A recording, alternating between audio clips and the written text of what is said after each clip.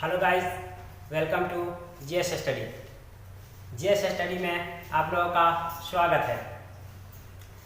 जैसा कि हम आप लोगों को पहले भी बता चुके हैं कि इस जीएस स्टडी चैनल के माध्यम से हम वीक में एवरीडे क्लास लेकर आएंगे। उसी क्रम में आज थर्सडे है और थर्सडे का क्लास हमने इंटरनेशनल अंतर्राष्ट्रीय संगठन पर रखा है। उसी क्रम में हमने पहला दिन यूनाइटेड नेशंस पे वीडियो बना दे चुके हैं। अगर आपने नहीं देखा है तो प्लेलिस्ट में जाकर यूनाइटेड नेशन वाले वीडियो देख लीजिए। हम उसी दिन बताए थे कि यूनाइटेड नेशंस के अंदर बहुत सारी संस्थाएं काम करती है। United Nations Security Council, United Nation महासभा यानी संयुक्त राष्ट्र महासभा, यूनाइटेड नेशन सिक्योरिटी काउंसिल, उसके बाद IMF हो, वर्ल्ड बैंक हो, WTO, यानी कई तरह की संस्थाएं काम करती है यूनाइटेड नेशंस के अंदर, संयुक्त राष्ट्र के अंदर कई तरह की संस्था काम करती है। उनमें से एक सबसे जो इम्पोर्टेंट संस्था है वो है यूनाइटेड नेशन सिक्योरिटी काउंसिल। विश्व में अगर कोई संस्था वैश्विक स्तर पर किसी भी संस्था का जो फैसला है वो बाध्यकारी होता है तो वो यही संस्था है जिसका नाम है यूनाइटेड नेशन सिक्योरिटी काउंसिल। किसी देश पे प्रतिबंध लगाना है, किसी देश पे क्या कहते हैं सैन्य कार्रवाई करना है यूनाइटेड नेशन के द्वारा, तो यही संस्था कर सकती है। बाकी सारे संस्था के फैसले बाध्यकारी नहीं होती है सदस्य देशों पे। बस वो आप समझौता कर सकते हैं, आपस में बैठ के डिस्कशन कर सकते हैं, लेकिन जो बाध्यकारी फैसला जो निर्णय लेते हैं वो सिर्फ और सिर्फ यूनाइटेड नेशन ही लेते हैं। चलिए, तो आज हम यूनाइटेड नेशन सिक्योरिटी काउंसिल के बारे में बहुत डिटेल से सब कुछ जानेंगे। अगर प्लीज आप लोग वीडियो को स्किप मत कीजिएगा, अंत तक देखिएगा। किसी भी कॉम्पिटिटिव एग्जाम के कोई भी क्वेश्चन इस वीडियो देखने के बाद हम उम्मीद करते हैं कि नहीं छूटेगा, सभी क्वेश्चन सॉल्व हो जाएंगे। चलिए, तो हम आप लोगों का ज्यादा समय नहीं गंवाते हुए डायरेक्ट हम इस टॉपिक्स पे चलते हैं। सबसे पहले यूनाइटेड नेशन सिक्योरिटी काउंसिल, संयुक्त राष्ट्र सुरक्षा परिषद, इसका उद्देश्य क्या है? सबसे पहले इसका उद्देश्य क्या है, हम डिटेल्स में सब चीज के बारे में। उद्देश्य, इसका जो उद्देश्य है वो है वैश्विक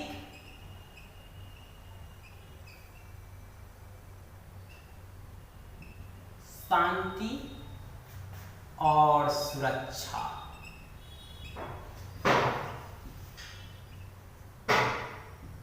वैश्विक शांति और सुरक्षा। कोई आपसे पूछे कि यूनाइटेड नेशन सिक्योरिटी काउंसिल का उद्देश्य क्या है तो बोलिएगा वैश्विक शांति एवं सुरक्षा।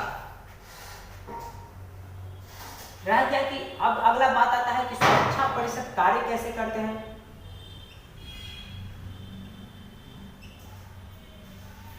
सुरक्षा परिषद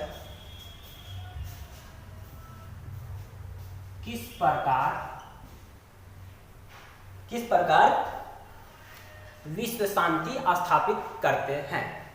किस प्रकार विश्व शांति स्थापित करते हैं।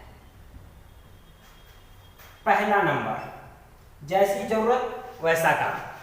जरूरत पड़ने पर ये समझौता के माध्यम से, जरूरत पड़ने पर संबंधित देशों पर प्रतिबंध लगा करके, जरूरत पड़ने पर यूनाइटेड नेशन अपनी सैन्य कार्रवाई या अपनी सेना भेजकर भी वह अपने अंदर वहाँ के जो ये होता है, क्या कहने का मतलब, वहाँ जो प्रॉब्लम होता है उसको सॉल्व करने की कोशिश करते हैं। जैसे कि अगर मान लें कोई देश, दो देश के बीच विवाद है या 2-4 से अधिक देशों के बीच विवाद है, अगर समझौता के माध्यम से उस विवाद को दूर करने वाला है तो क्या करती है? सबसे पहले समझौता के माध्यम से, समझौता के माध्यम से। दूसरा, पहला ये समझौता के माध्यम से। दूसरा नंबर जो है संबंधित, यानी जिन देशों पे विवाद है या जिन देशों ने कई तरह के आतंकवादी संगठन पाल रखे हैं या कई तरह के आतंकवादी गतिविधियों को बढ़ावा देते हैं, जिससे इंटरनेशनल अंतर्राष्ट्रीय स्तर पर किसी तरह का खतरा मंडरा रहा हो या किसी तरह की भी प्रॉब्लम हो अंतर्राष्ट्रीय स्तर पर या कई देशों पर, किसी भी देश पर, अगर वो यूनाइटेड नेशंस की बात नहीं मान रहा है तो वो उस देश पर प्रतिबंध भी लगा सकता है। यानी संबंधित देशों पर प्रतिबंध लगा कर, उस पर प्रतिबंध लगा देगा कि नहीं इस देश का सामान कहीं जाएगा, नहीं इस देश से कोई सामान आएगा, इस देश ये अपना हथियार बेच सकता है, ना हथियार ले सकता है, प्रतिबंध लगा देना। देखते हैं कि कई बार कई देश अमेरिकी प्रतिबंध वगैरह से कई देश झेलते रहते हैं, तो ये यूनाइटेड नेशन प्रतिबंध लगा सकता है। तीसरा, सैन्य कार्रवाई भी कर सकता है। आवश्यकता पड़ने पर सैन्य कार्यवाही करके, जैसे सुएज नहर के बारे में जब मिस्र में सुने होगा कि मिस्र और ब्रिटेन के बीच युद्ध सुएज नहर को लेकर छिड़ गया था, तो उस समय यूनाइटेड नेशन ने अपने सैन्य कार्रवाई अपनी सेना भेज करके वहाँ स्थिति को नियंत्रण किया था। उसी तरह से जैसे मान लेते हैं कि अब इंडिया पाकिस्तान का युद्ध है या किसी तरह का है, तो उनमें भी अहम भूमिका निभा सकती है इजराइल फिलिस्तीन या उन सब के बीच में भी। ये सिक्योरिटी काउंसिल के जो निर्णय है वो बाध्य होते हैं। संबंधित जितने भी देश यूनाइटेड नेशंस के मेंबर है 193, उसको इसके निर्णय को मानना पड़ेगा। इसी का निर्णय बाध्य है। यूनाइटेड नेशंस के सारी संस्था में यही इकलौती ऐसी संस्था है जिसके निर्णय बाध्य होते हैं। देखेंगे हम इसमें कि कितने सदस्य हैं, फिर किस सदस्य कितने अस्थायी सदस्य हैं, कितने अस्थायी सदस्य हैं, अस्थायी सदस्य को क्या पावर है, अस्थायी सदस्य को क्या पावर है, कार्यकाल कितने दिन के होते हैं, क्या होना चाहिए, क्या सुधार की, हम सब चीज पे डिटेल से डिस्कशन करेंगे। यहाँ तक आप लोगों ने देख लिया होगा, इसको हम मिटा देते हैं। अगला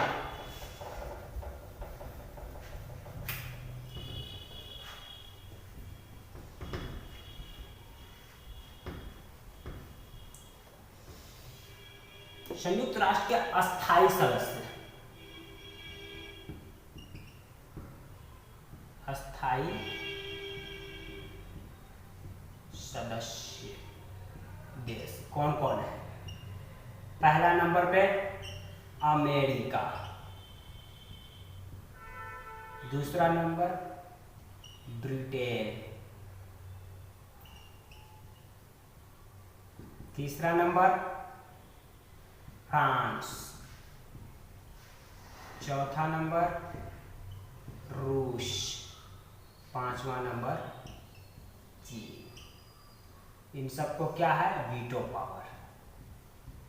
वीटो पावर जानेंगे ये वीटो पावर क्या होता है। देखिए, तो ये एक वैश्विक संस्था बन रहा था।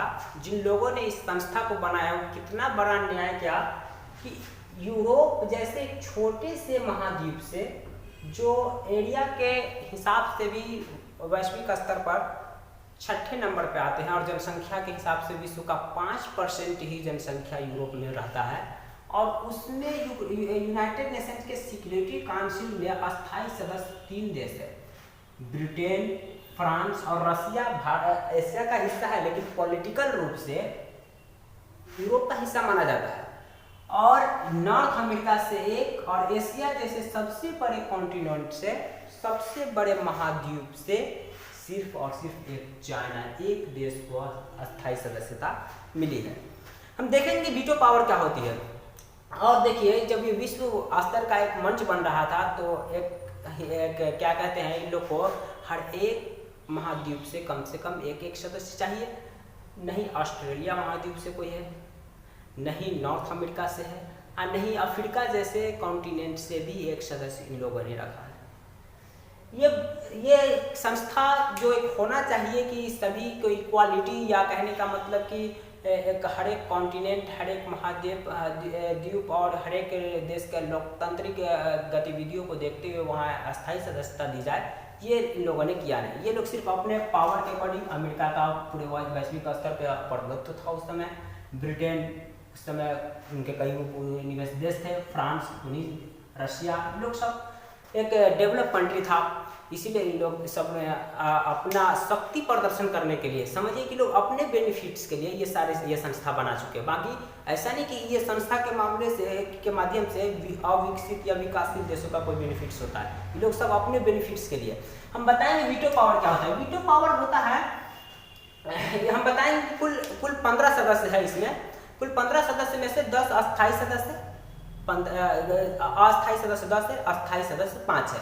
अस्थायी सदस्य 5 जो है इनके पास वीटो पावर है। वीटो पावर कहने का मतलब कि 15 में से 14 देश किसी भी मुद्दे पर हाँ भर दिया हो। जैसे कि कई बार आपने सुना होगा कि पाकिस्तान के आतंक को वैश्विक आतंक घोषित करना या पाकिस्तान पर प्रतिबंध लगाना, तो 14 देश उस चीज के लिए हाँ भर दिया हो, लेकिन एक देश जैसे चाइना हर बार पीछे हट जाता है। चाइना कह देता है कि नहीं प्रतिबंध नहीं लगेगा और वो निर्णय रद्द हो जाता है।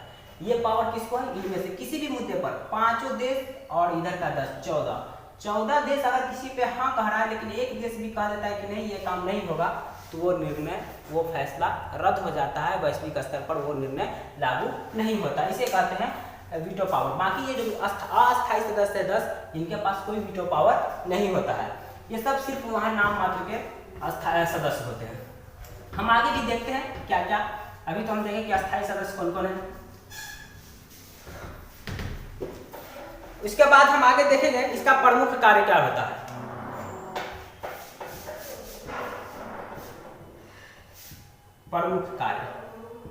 प्रमुख कार्य होता है अंतरराष्ट्रीय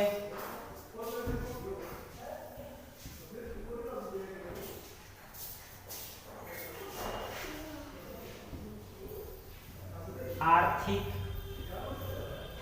एवं सामाजिक सहयोग एवं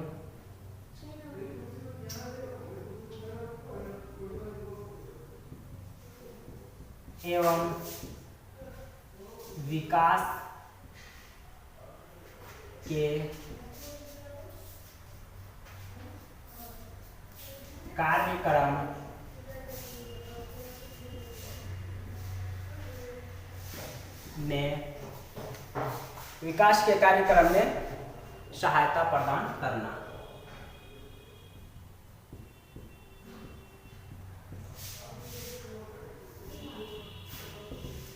तो इसका जो प्रमुख कार्य होता है अंतरराष्ट्रीय आर्थिक एवं सामाजिक सहयोग एवं विकास के कार्यक्रम में सहायता प्रदान करना। ये किसका काम होता है? यूनाइटेड नेशंस के सिक्योरिटी काउंसिल का।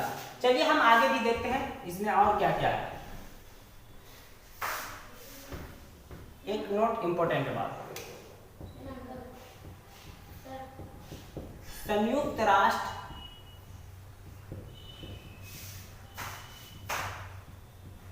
सुरक्षा परिषद के निर्णय सदस्य देशों पर बाध्यकारी होते हैं। यानी कि संयुक्त राष्ट्र सुरक्षा परिषद के जो भी निर्णय हो गए उसके जितने भी सदस्य देश है उन सब पे वह निर्णय बाध्य होगा, जो सब पे लागू होगा, एकदम बाध्यकारी। यही एक संस्था है जिसके निर्णय सदस्य देशों पर बाध्यकारी है, बाकी संस्था के निर्णय बाध्यकारी नहीं है। चलिए आगे, इसमें और भी कुछ इंपॉर्टेंट बात। संयुक्त राष्ट्र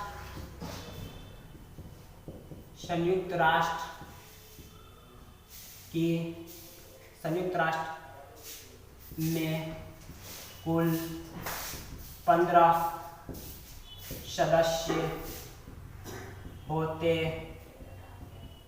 हैं। 5 तो अस्थायी सदस्य हम पहले देख लिए, 10 अस्थायी सदस्य होते हैं। इसका अगला, हर एक वर्ष 5 अस्थायी सदस्य का चुनाव होता है। अगला बात, अस्थायी सदस्य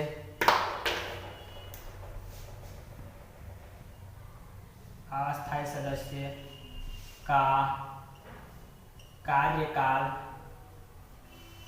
2 वर्षों का होता है। भारत 2020 में 8वीं बार सुरक्षा परिषद का अस्थायी सदस्य चुना गया है, जिसका कार्यकाल 2021 से 22 तक है। कार्यकाल 2021 से 22 तक। तो हमने इतनी बातें देखा, आगे भी हम देखते हैं कि जो 10 जो अस्थायी सदस्य, इसमें से किस कॉन्टिनेंट को, किस महाद्वीप को कितने कितने सदस्य दिए गए हैं अस्थायी में। तो अस्थायी में तीन लोग अपने मन से मनमानी तो किए ही, देखते हैं अस्थायी में किसको कितने मिले। ये पूरे सुरक्षा परिषद, संयुक्त राष्ट्र सुरक्षा परिषद है, कुल 193 देश, जिनमें से 10 ही बचा हुआ है। 10, क्योंकि 10 में से 10 जो है 5 हो गए अस्थायी, टोटल 15 है। टोटल 15 में से 5 हो गए अस्थायी सदस्य, 10 हो गए अस्थायी।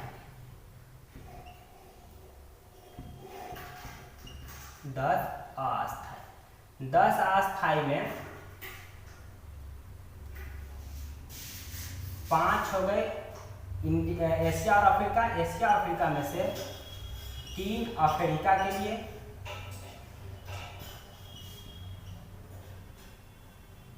अफ्रीका के लिए और 2 एशिया के लिए।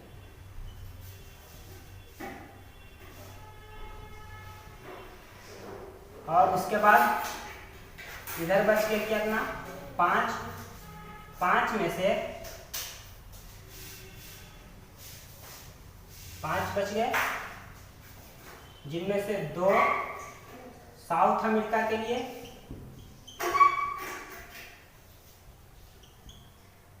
और बच गए 3 में से 1 पूर्वी यूरोप और 2 फिर पश्चिमी यूरोप के लिए। पूर्वी यूरोप और 2 पश्चिमी यूरोप के लिए, पश्चिमी यूरोप के लिए। तो यहाँ भी इन लोगों ने यूरोप वाले अपने ये पक्ष में रखा। 3 यहाँ अस्थायी सदस्य भी, 3 सदस्य भी अस्थायी, और फिर है ना कहने का मतलब कि अफ्रीका और यूरोप, एशिया वगैरह सब के लिए यहाँ पर भी उन लोगों ने कोई न्याय का काम नहीं किया। और इसमें बदलाव की जरूरत है। भारत हमेशा इसके लिए यूनाइटेड नेशन सिक्योरिटी काउंसिल पर दबाव बनाता है कि इसमें परिवर्तन की जरूरत है। जब ये बना था उस समय कुछ और था, अब 2021-22 का दौर चल रहा है, बने हुए 70-80 साल हो गए। भारत को अस्थायी सदस्यता मिलना चाहिए, वीटो पावर वाला सिस्टम खत्म होना चाहिए। ये इन सब चीज़ों, क्योंकि कई बार देखा गया है कि यूरोप की जनसंख्या लमसम विश्व स्तर पर 5% रिप्रेजेंट करता है। भारत की जनसंख्या अकेले वैश्विक स्तर पर लमसम 17% रिप्रेजेंट करता है, लेकिन इसको अस्थायी सदस्यता नहीं है। वहाँ 3 देशों को अस्थायी सदस्यता है। ये किस तरह का न्याय है? इसलिए भारत का हमेशा ये दबाव रहता है यूनाइटेड नेशन सिक्योरिटी काउंसिल पे कि भारत को अस्थायी सदस्यता मिलनी चाहिए। लेकिन जिस समय बना था, उस समय जब भारत के प्रथम प्रधानमंत्री पंडित जवाहरलाल नेहरू थे, तो उस समय अमेरिका ने और यूनाइटेड नेशन सिक्योरिटी काउंसिल ने ऑफर किया था कि आप आइए अस्थायी सदस्यता ले लीजिए। लेकिन उस समय ये ऑफर को ठुकरा दिया था। चाइना को अस्थायी सदस्यता मिली थी, लेकिन भारत को फिर दोबारा अभी तक अस्थायी सदस्यता नहीं मिली है। इसमें बदलाव की काफ़ी ज़रूरत है। चलिए, तो आज हम यूनाइटेड नेशन सिक्योरिटी काउंसिल के लिए इतना ही। वीडियो आप लोग प्लीज़ लाइक कीजिए, शेयर कीजिए, जितना ज़्यादा हो सके सब्सक्राइब कीजिए।